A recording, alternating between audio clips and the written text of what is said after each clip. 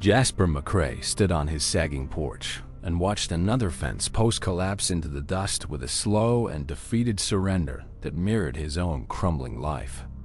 The once proud McCray homestead was now a collection of bleached bones, broken corrals, and 3 listless cows that gave barely enough milk to wet a coffee cup.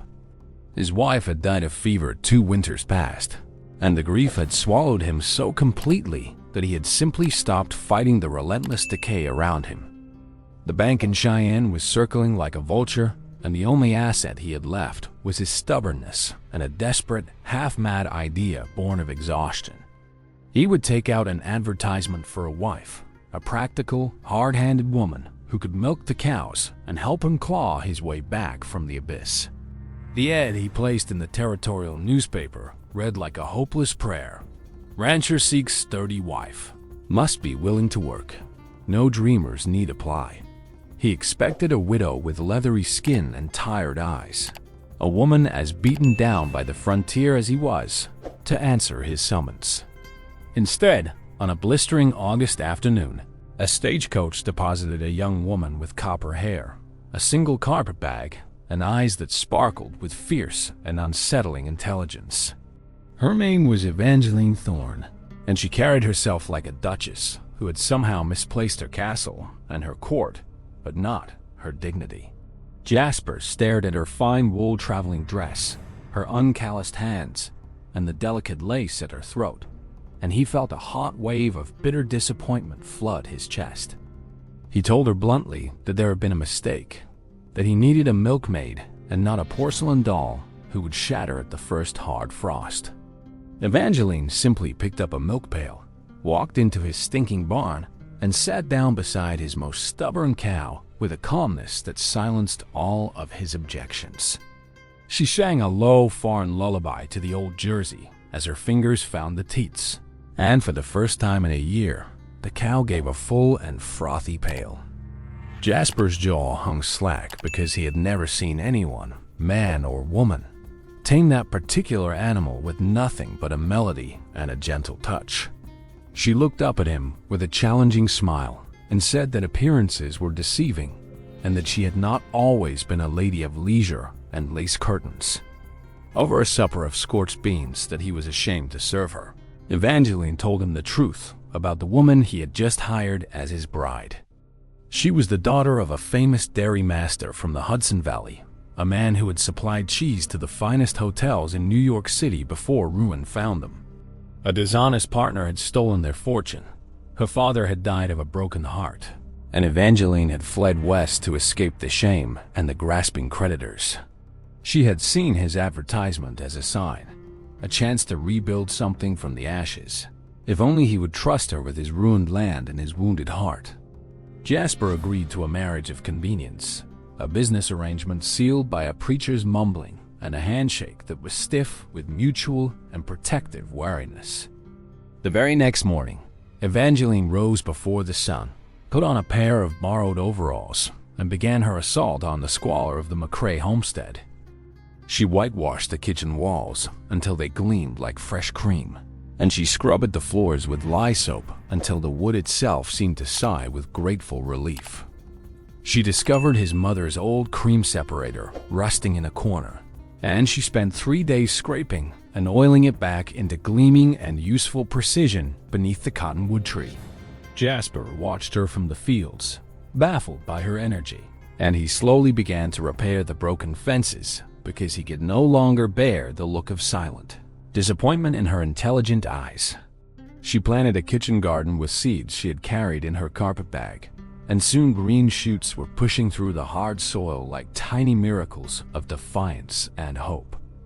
The cows, now regularly milked and brushed and spoken to like cherished friends, doubled their production and then doubled it again with a richness that astonished the local creamery. Evangeline took the extra cream and began making soft cheeses and fresh butter, shaping them into neat rounds and wrapping them in cloth with sprigs of wild rosemary from the creek. She convinced Jasper to drive a wagon full of her dairy goods to the railhead town of Laramie, where the fancy hotel chefs were desperate for quality ingredients that the frontier rarely offered. Jasper sat in the wagon, chewing a piece of straw, and watched in utter disbelief as those sophisticated chefs paid. Evangeline tripled the standard price for her golden prairie butter and herb-flecked cheese. That night, he counted the cash on the kitchen table while Evangeline darned his socks, and he realized that she had earned more in 1 week than he had made in the entire previous year. He looked at her with a new and dawning respect, and he asked her quietly if she regretted tying herself to a broken-down rancher with a worthless homestead. Evangeline set down her needle, met his eyes with a fierce and tender honesty, and said that she had never been tied to him, but rather she had chosen him for his capacity for rebuilding. She told him that she had watched him gently splint a calf's broken leg, and she knew then that he was not a ruined man, only a man who had forgotten how to hope and how to dream in bold and vivid colors. The confession hung in the air like a fragile truce, and Jasper felt something crack open inside his chest, a long frozen river finally beginning to thaw beneath a relentless spring sun. He began to rise earlier, working alongside her with a vigor he had not felt since his youth, and together they expanded the dairy operation with a new and shared sense of purpose and possibility. They built a proper cheese house with cool stone walls and clean shelves, and Evangeline started aging wheels of cheddar and Gouda that would command even higher prices from discerning palates far away in Denver.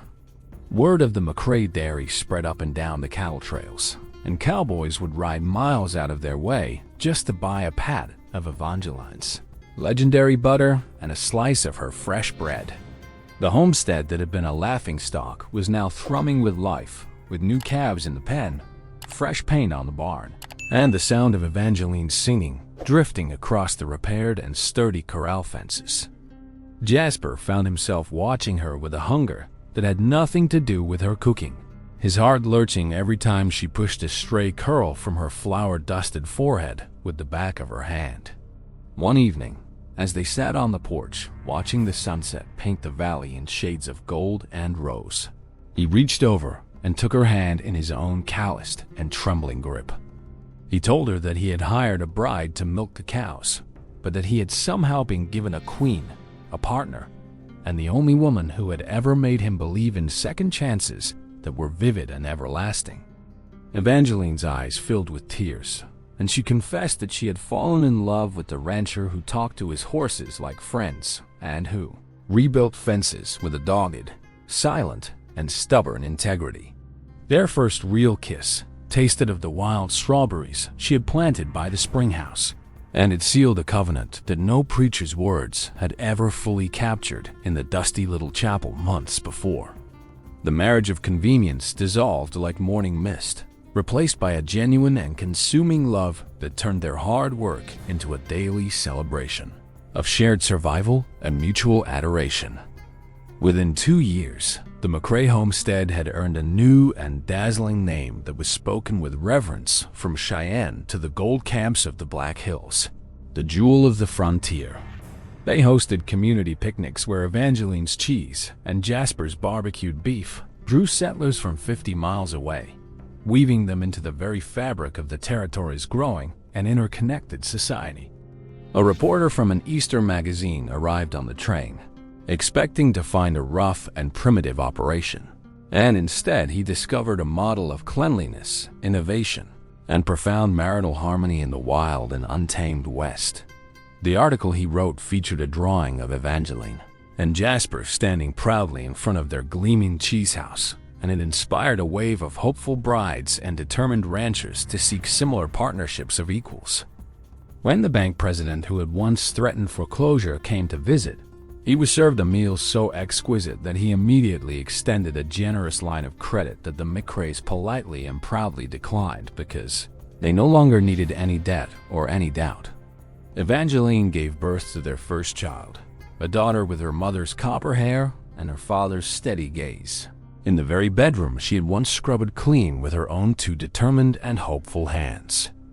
They named her Hope, and the name was a testament to the truth that even the most ruined homestead could bloom when tended by love, grit, and the courage to answer a desperate advertisement with a full and trusting heart. Jasper often sat by the fire, listening to his wife play the old fiddle she had bought with her first butter profits. And he marveled at the strange and beautiful mystery of fate that had brought her dusty stagecoach to his sagging gate. He had sought a sturdy woman who could milk a cow, and instead he had found a visionary who could see a sprawling empire in a patch of weeds and a handful of sour milk. Evangeline taught the local ranch wives how to make hard cheeses that would keep through the winter, and she never asked for a dime, because she said prosperity was a river that grew wider the more people drank from its generous and abundant flow. The jewel of the frontier became not just a homestead but a beacon, a living proof that the West was not just a place of rugged individualism, but of interdependent and resilient community born from unlikely unions. On their 10th anniversary, Jasper gave Evangeline a gold locket engraved with a tiny milk pail, and she laughed until she cried, because it was the most perfectly absurd and romantic gift she had ever received in her life. She told him that she had come west expecting to bury herself in obscurity, and instead she had found a stage on which she could perform the greatest role of her life, the love of a good and honorable man. The years rolled on like the endless prairie wind, and the McCray children grew up learning the twin arts of animal husbandry and compassionate living from parents who never stopped looking at each other with wondering and grateful eyes. When strangers asked Jasper the secret of his remarkable success, he would always point toward the creamery and say that his bride had turned sour milk into gold and a barren heart into a kingdom of boundless affection. He would then tell the curious traveler that the most profitable deal he had ever made was not for cattle or land, but for a one-way stagecoach ticket that delivered a penniless heiress to his broken doorstep and into his waiting and transformed soul. Evangeline, for her part, would add that the frontier was littered with men who wanted submissive wives, but the true jewels were the men like Jasper who longed for true partners and were brave enough to follow a woman's visionary and practical lead. So the ruined homestead that had once been a monument to failure became the thriving, singing, fragrant heart of the entire Powder River country, a testament to the power of a shared and humble dream. The legend of the McCray dairy lived on long after the old couple passed, their children and grandchildren spreading the story of the ad that read, "Rancher seeks sturdy wife, must be willing to work, no dreamers need apply." And every listener would smile at the irony, because the greatest dreamer of them all had stepped off that stagecoach with a single carpetbag and a vision so magnificent that it rewrote the destiny of an entire valley. If you ride through that country today, you can still buy cheese from the McCray Creamery, and the label proudly shows a woman with a milk pail and a man standing beside her beneath a banner that reads, "Jewel of the Frontier." Remember that story the next time you feel that your life is a ruined homestead, because the right heart, the right partner, and a little bit of cream can rebuild anything from the dust and the ashes and the broken fences. Subscribe to Western Taily's official right now so you never miss another uplifting story of frontier redemption and the surprising, holy, and enduring love that transforms ordinary ranchers and ordinary women into legends of the untamed West.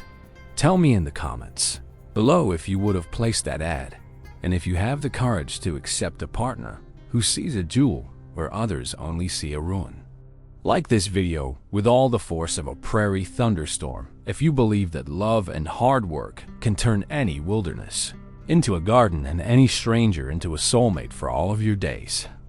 Share this tale with someone who needs to hear that second chances are not just possible, but are waiting right now in the most unlikely places, dressed in calico and carrying a vision that will change everything.